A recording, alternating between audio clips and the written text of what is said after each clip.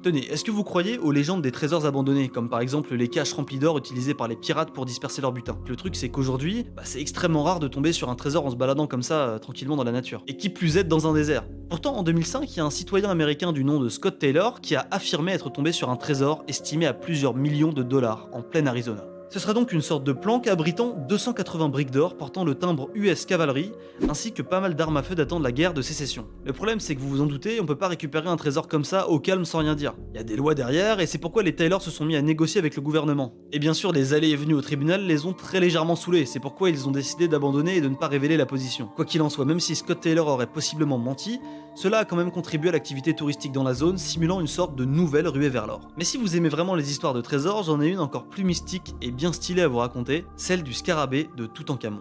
Tout commence en 1996 au musée du Caire en Égypte. Alors que le minéralogiste italien Vincenzo De Michele déambule tranquillement dans les couloirs du musée, il y a un objet en particulier qui va attirer son attention. Un scarabée en verre situé au centre du pectoral de Toutankhamon.